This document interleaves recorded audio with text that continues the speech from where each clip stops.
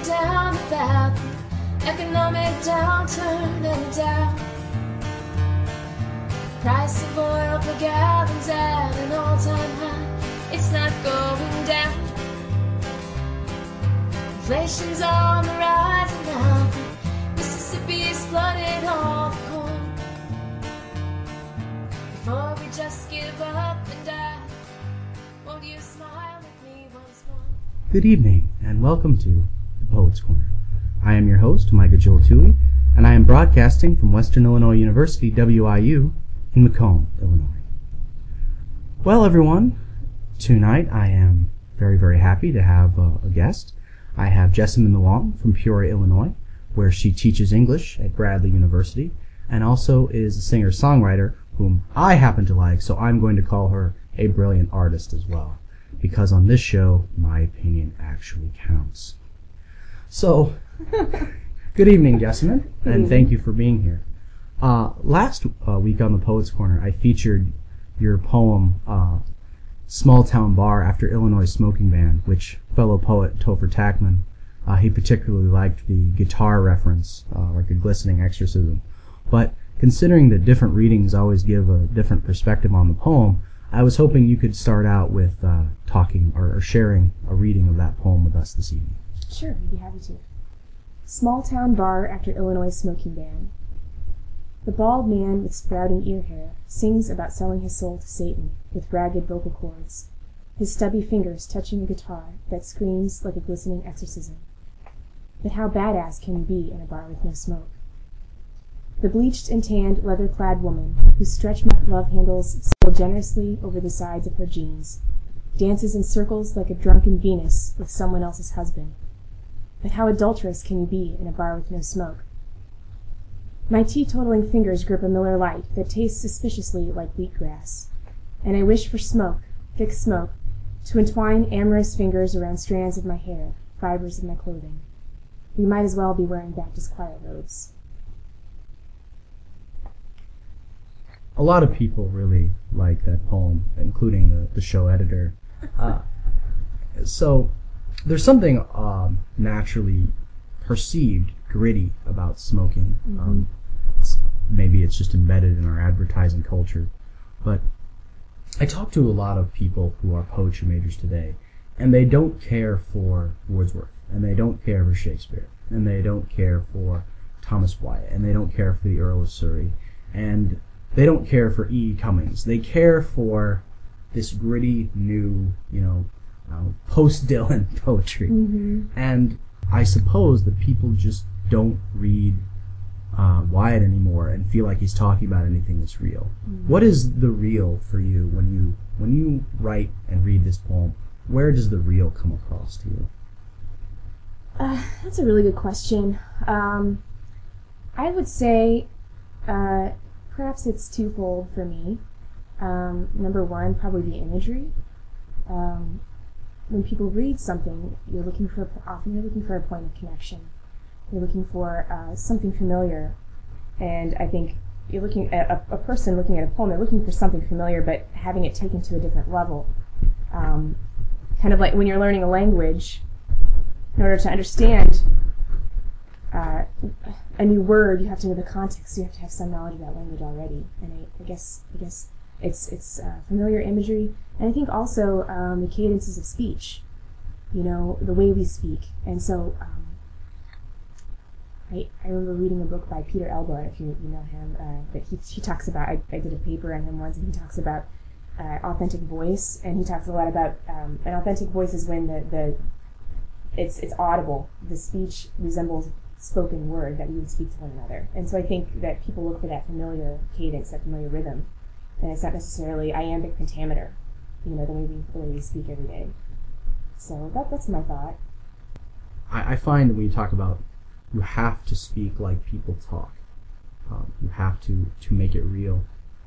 I think that what it confirms, even though people don't necessarily realize it when they like poetry, is in the end they still want beauty, but beauty is not beauty unless it's real. Mm-hmm. What they want is something real. So I think the search for beauty remains, but there's just such a high level of suspicion and cynicism and it's only almost when you go to the gutter, painful, smoky existence of the bar that people are willing to start to believe you, to give it any kind of credibility. Yeah, yeah. So I guess my question is, what is it about your writing that seeks this credibility in that place? You know, it's great. It's a great question. I think this poem is kind of about that. You know, this poem is about, for me, I guess, being what you already are. If you are this gritty person, you know, and believing that even beauty can be in your life. And even, you know, if you live on the gritty side of town, that even that side of town can be beautiful if you look at it the right way, you know, and that even, you know, even though a person who isn't educated and hasn't read Shakespeare at all his or her life or whatever, can still find something beautiful, can still create something beautiful, you know. Even if you're not a concert violinist, you can still play a tune on your fiddle. You know what I mean? It's taking what you have and where you are and finding beauty or not, or making something beautiful. I think it's interesting that you say that, because even in a lot of the classic poets, the people don't think that there's anything to relate to them. Similar themes abound. First name that comes to my mind is Keats. Because Keats is very much into the idea of the real superior to the ideal. The real is what is beautiful. In his life, where he was sick most of the time.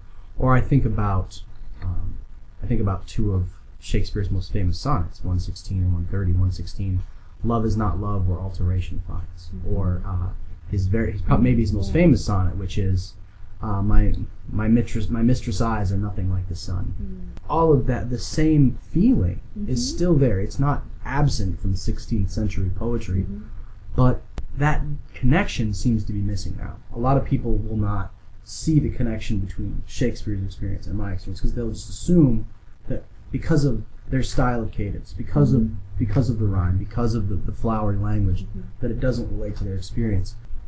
From your experiences with your students, what do you think is the source of that disconnect, to where they're not able to bridge the communication gap between the 16th and 21st centuries? Well, that's a great question. I think, like anything, it's a lack of familiarity. I think it's like, you know, we were just talking before we started. We were talking about the King James version. I was raised reading the King James Bible. You know, good old Baptist Bible school, and to me, it's very accessible. I understand exactly what they mean when they say, you know, the vain conversation handed down from your forefathers, which doesn't mean what it would literally mean now. I understand it because I was raised on it. And I think it's just a lack of familiarity and possibly a lack of patience that we have with what's different, because, you know, everybody says this, but everything is so immediate, and everything is, we look for instant gratification and instant understanding, and everything is in sound bites, and it's just a wrestling with it. And I think the students that do take the time to wrestle with Shakespeare or Milton or, you know, or Keats or whatever, I think they will come out of the other side loving and appreciating it. But it just takes that effort. It's just hard. And I tell my literature students all the time, you know, the harder you work at something and the more you wrestle with it, the more you're going to get out of it eventually. So it's almost kind of it's waiting there to be uncovered. It's something from the past that's waiting there to be discovered and waiting to be understood. But it's not immediately accessible anymore, I think, because we're not raised in it.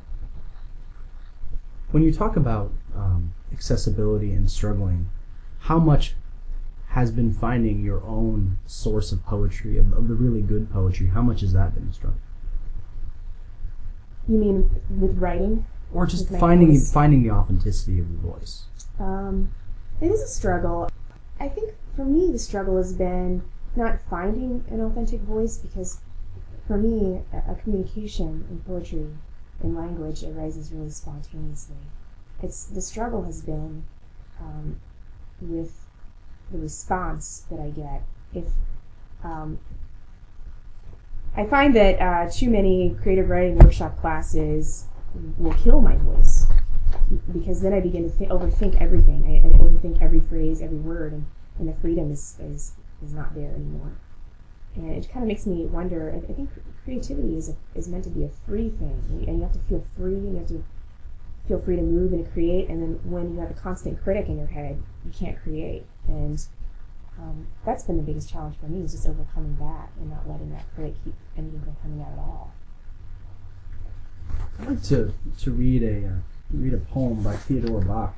Theodore Bach, she always defined poetry as the overflow of emotion, the overflow of experience.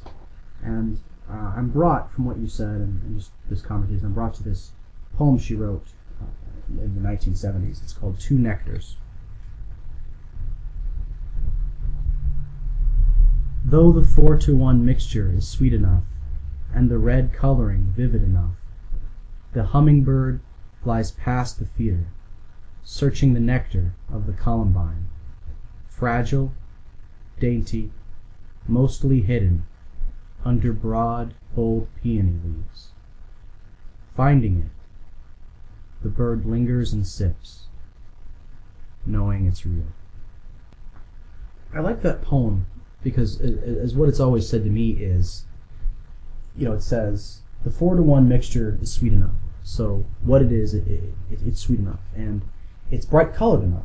The coloring is vivid enough, but those are things that the bird doesn't know from the outside. It doesn't immediately think that it's what it wants. Kind of flies and hovers by it for a while, and it's also the hummingbird stays mostly hidden. Because it's kind of just very slowly, cautiously approaching. But it's only when it tastes it, when it really comes into this experience of it, that the reality makes itself manifest.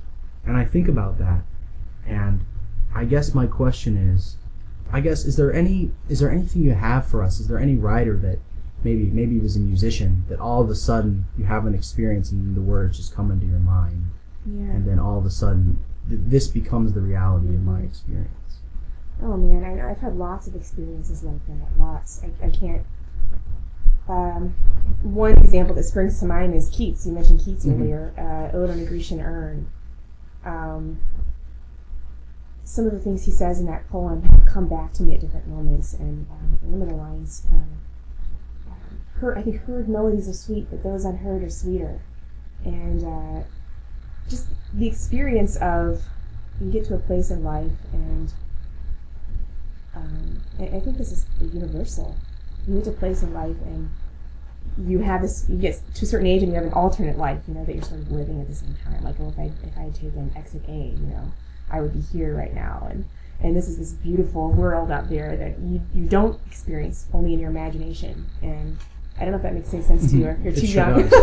No, it sure does. And so to me, that's what that poem means, and that this, and actually, you come to the point where that's okay. It's okay for that to be in its netherworld. It can be beautiful, and he has that picture of the man and the woman on the urn, and they never really meet. They never physically touch each other, but there's some beautiful moment that exists in this alternate universe, in the universe where people are running through the fields toward each other. Exactly, and and to me, that's really cool. It's kind of comforting, and I've kind of seen that echoed in other writers too. I think that's a common human experience, and I think that's partly where creativity comes from. You're kind of drawing from that other world. You're drawing from that kind of world erupts into the real world, and then Keats' whole thing about beauty. I really struggled with that once upon a time. Beauty is truth, and truth beauty. Is that really true? And I don't know that I think it's true, but I'm more likely to think it's true than I used to be. Beauty's become more and more important to me as I age. Finding beauty is an end in itself, and it used to be, everything used to be about truth and facts and reality, but I see beauty as an end in itself, and maybe I didn't used to. I really like what you just said about beauty being an end in itself. I think we're going to take a break now, and so this is the Poets Corner. We are broadcasting from Western Illinois University, WIU, and we will be right back.